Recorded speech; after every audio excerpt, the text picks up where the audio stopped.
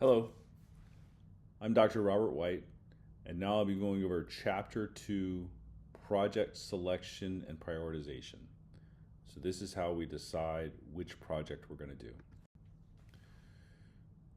We're going to cover strategic planning process, define portfolio management, perform portfolio management, securing projects. We'll talk a little bit about the PMBOK, and we probably won't talk about agile project selection.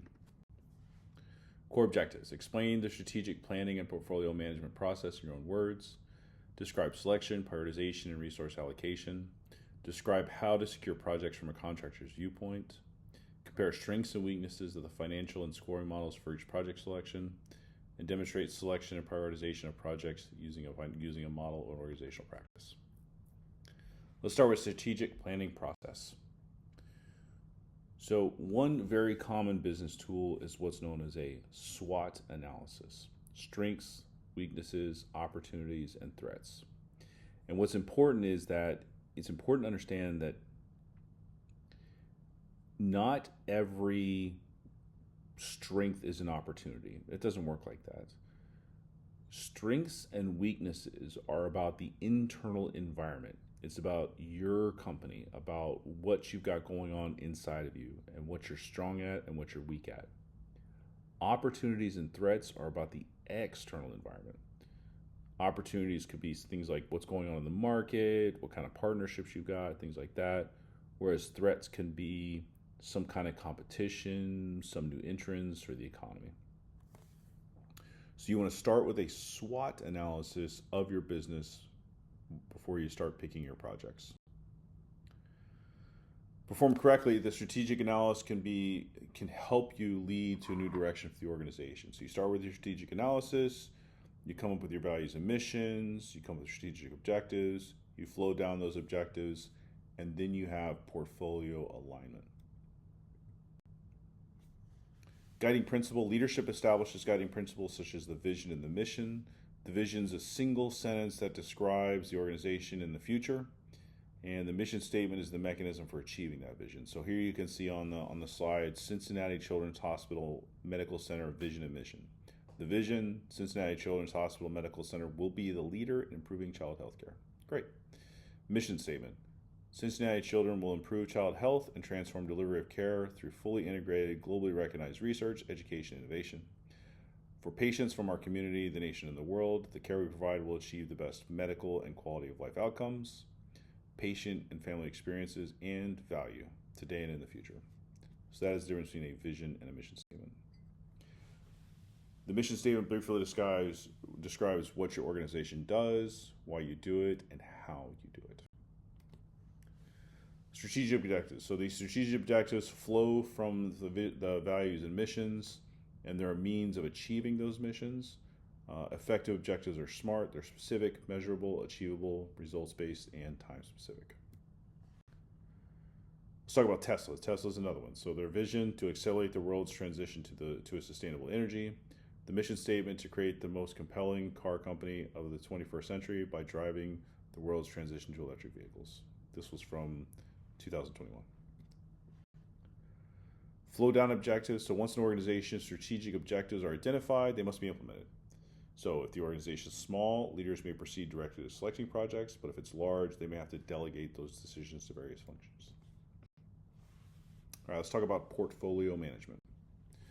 So portfolios are comprised of projects, programs, sub-portfolios, and ongoing operations. They seek to balance large and small projects, high risk, high reward, and low risk projects, quick completion and substantial time, and they serve as an effort to enter new markets or create new projects.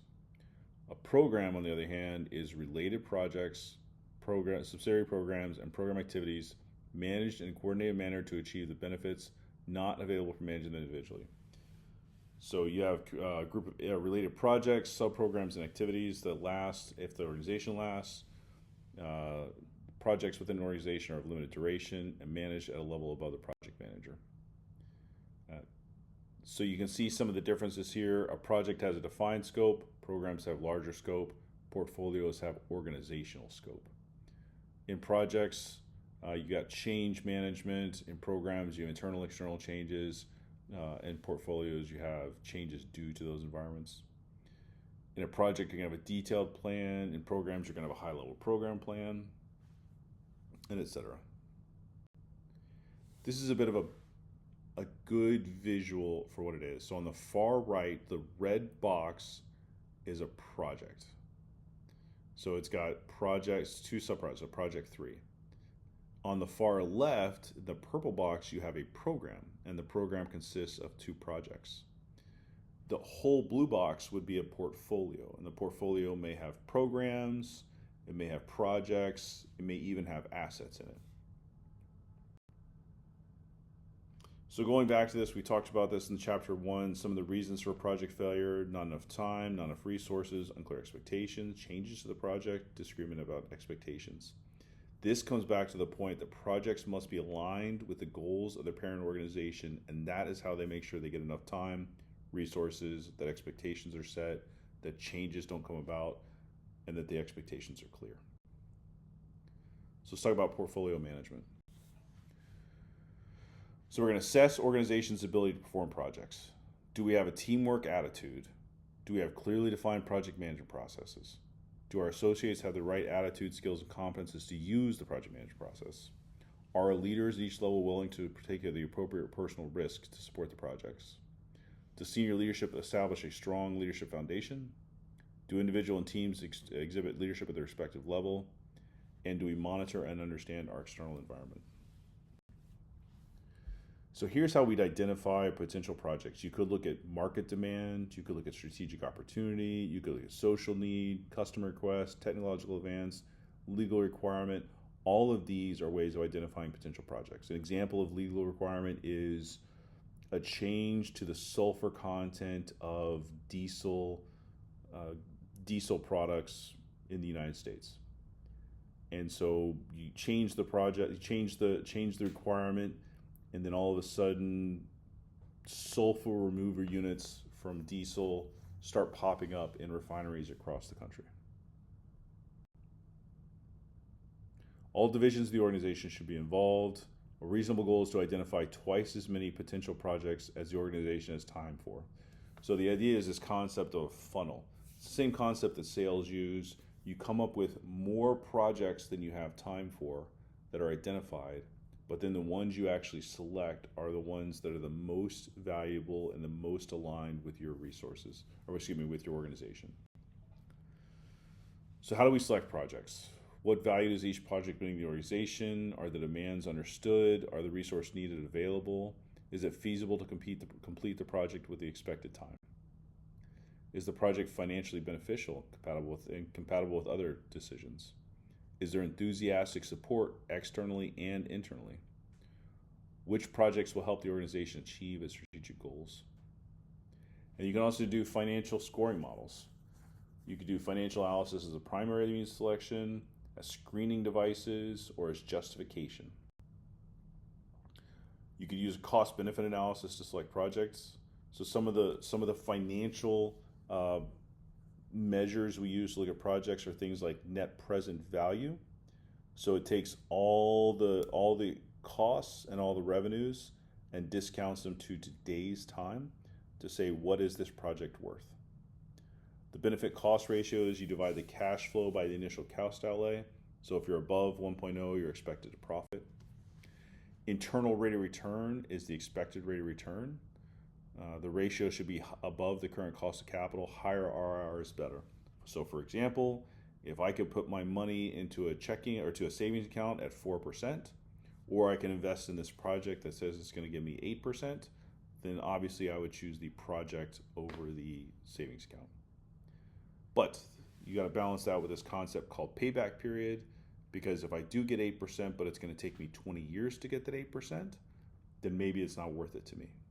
So payback period and internal rate of return and net present value and benefit cost ratio, all 4 of them are valuable at looking at the financials through different angles to see if it's the right project for me. Financial models ensure the cost and return perspective. They do not ensure alignment with strategic goals. So just because I could get an incredible rate of return does not mean that I'm aligned with my strategic goals. So if, for example, I own an oil and gas company, but my strategic goal is to move more toward renewable energy, such as wind or solar. And it turns out that now I could do another oil project that gets me 10% return, or I could do a wind project that only gets me 4% return. I may invest in the wind project over the oil project because it's more aligned with my strategic goals.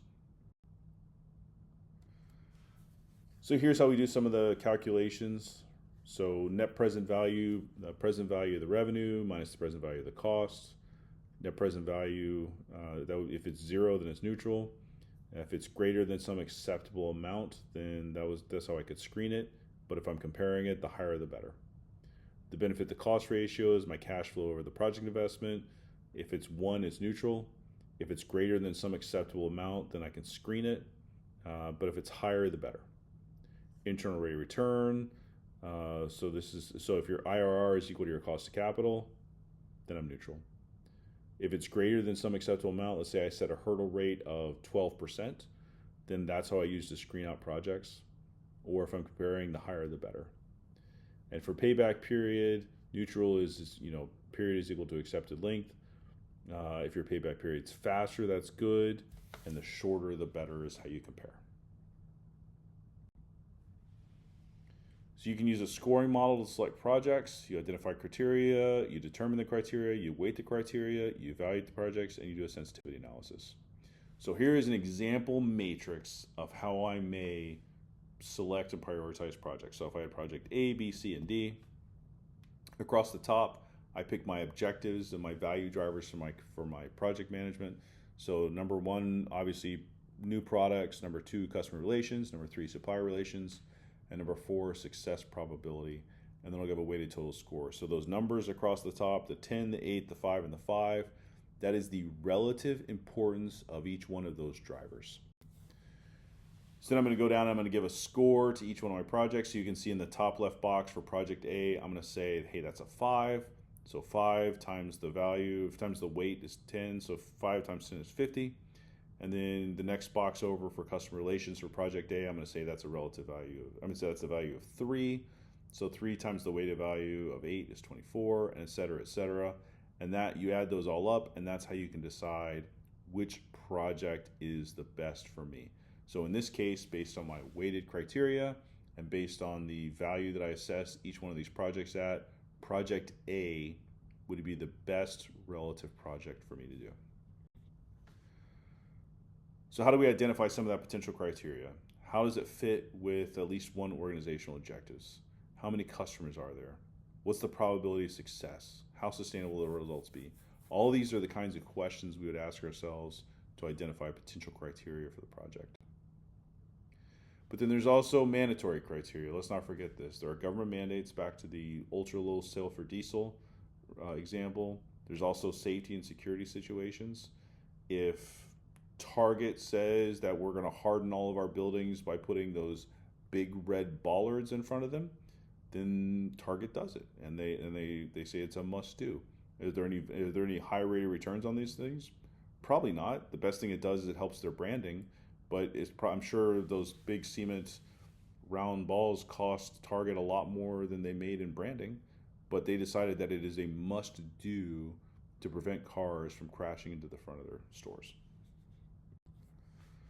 Sensitivity analysis. So you go back to the scoring matrix and you say, okay, what if these changed? What if instead of a 5, it were a 3 to 5, right? Or what if something came along and changed my weighting criterion of, the customer from a 5 to the customer of a 7? What would some of those do? And then that's the way to create new criteria or new alternatives.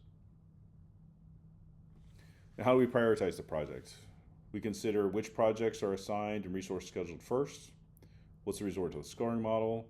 You could also talk about the urgency, the cost of delaying expected benefits, the practical details of the timing, opportunity costs associated with the product. So for example, if I'm going to release a new phone, but I know my main competitor is planning on releasing a phone next month, is there value in me rushing to the market to get mine out 3 weeks earlier? Or does it make sense to delay mine and be a fast follower and see what the competitor's actual phone is going to look like to be able to market my phone as an increase to as an improvement to theirs? Okay, securing projects. Identify potential project opportunities. We look at the portfolio alignment exercise like we did. We could go to trade shows, go to professional conferences. Determine which opportunities to pursue. You go back to the SWOT analysis. Determine if the project will help achieve contractor objectives. You consider the probability of securing the project. So your typical source selection criteria, you got technical, management, financial, and operational. For technical, you got expertise, needs, approach, risk mitigation. For management, project controls. For financial, your cost basis, your warranties, and for operational, past performances, and etc.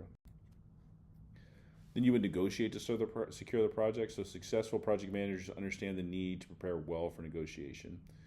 So it's important that as a project manager is going through this to secure a project, a negotiation is a very strong tactic to use because it has to do with the details of the project, the requirements, the scope, the cost, the planning, the benefits, everything. A lot of it will be negotiation from the project manager. Okay, in summary, selection begins with strategic planning. Use a SWOT analysis, develop the mission and vision statements as guiding principles. Use portfolio management to consider how many resources are available. You evaluate potential projects through financial and/or scoring. Prioritize selected projects for completion. And sometimes external projects may be a better fit. And that is Chapter 2.